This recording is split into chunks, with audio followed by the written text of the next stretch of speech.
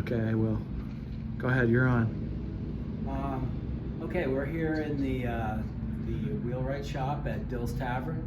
This shop is here because we moved the shop here to the property because there actually was a Wheelwright shop here at some point in the history of the property. Around 1800, the Eichelbergers came here.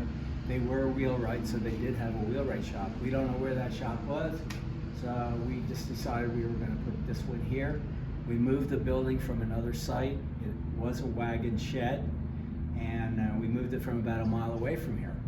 And it is an old timber frame, and we brought the timber frame here, put it up, and then we made the inside into what we wanted it to be, which would be the type of building that a shop would have been, especially a wheelwright shop would have been in the time period. And in a wheelwright shop, there were multiple different trades. And the first trade would have been over here where we have the forge. And the reason there's a forge is because wagons needed a lot of iron work. So there had to be a blacksmith or somebody that could do the blacksmithing on site to do the parts for the wagon. So all this area over here, and you can see our bellows up on top there. Everything works in here. Everything that we have actually functions. And this blacksmith forge is used by our blacksmith. And we have all the different equipment that a blacksmith would have needed. Okay, over in this section right here, we have a little tin shop going.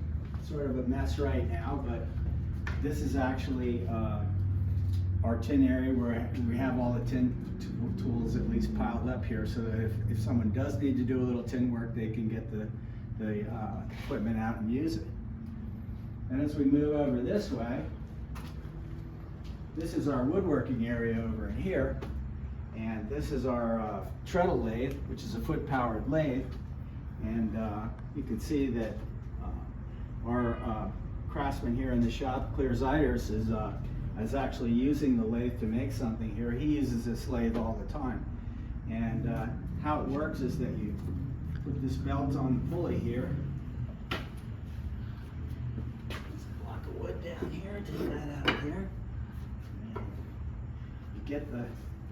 you get her going, and you start pumping with your foot. And then you take a tool and you just start shaving the wood.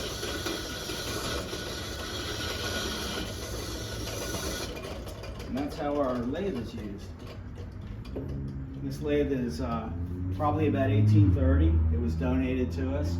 We had to make some of the parts for it, but it works really good. And it does get used all the time. This is Claire's workbench here. He does a lot of furniture work here at the tavern. He fixes a lot of the chairs, which we have about 120 chairs, so they are constantly being broken and need to be repaired. And he also makes a lot of other furniture. He makes tables. He makes these little boxes over here. So he's a very good craftsman. And he's been here working in the shop for probably almost 10 years now. He's a retired teacher. Then when we come over here to this area, this is our paint station where we actually make our own paint. And this is a paint mill where you actually can make paint. And the ingredients for that paint this is iron oxide, which comes in different colors. This is red, it's a powder. And this is yellow, and there's brown, there's black. And iron oxide is actually mined right out of the ground. And then they grind it up, and what it actually is rust. It's iron ore that's deteriorated inside the ground, and there's actually pockets of this red material that they dig out, and they'll crush it and make it into a powder. And then we mix this powder with linseed oil. So I put like 1 cup of red powder in a bowl, and then I put 1 cup of linseed oil and mix it together, and then I pour it into here, and then we grind it. And what that does is that pulverizes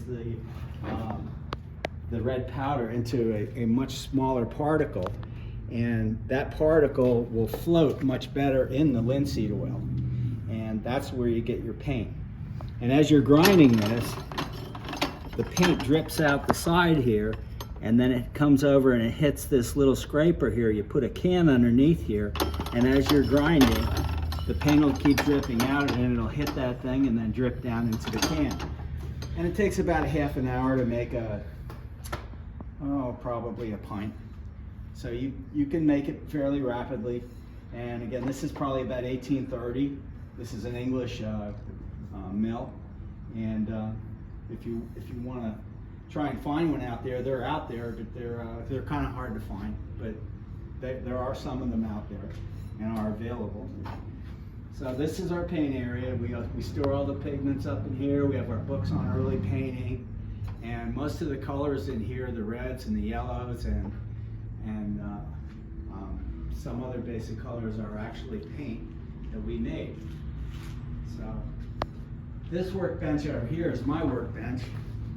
This is a big architectural bench, meaning that you can put long pieces of molding on here, and you can run molding planes or smoothing planes, and you have a nice big long area to work on. And you have these two vices to hold your material. These sections slide back and forth, and you can put pegs in here, and that way when you put a big board in here, you can have the board sitting on top here so it's resting on something, and so when you're hand planing it doesn't just fall down. Yeah, everything in the shop gets used. This is a working shop, and all the tools, all these antique tools in here. This isn't a museum so much as it's actual working shop. People can come in here and use the tools. They can learn how to use the tools. They can touch them. We have a fireplace. We have a stove so that we can heat the place in the wintertime. That stove will actually get the shop about 70 degrees in the coldest days, so it's really nice. It's very comfortable in here, and it's always nice to have a fire going while you're working. And that's about it for the workshop. So I hope you like our little tour, and I hope you'll come back and look at some more of our little videos. Thank you.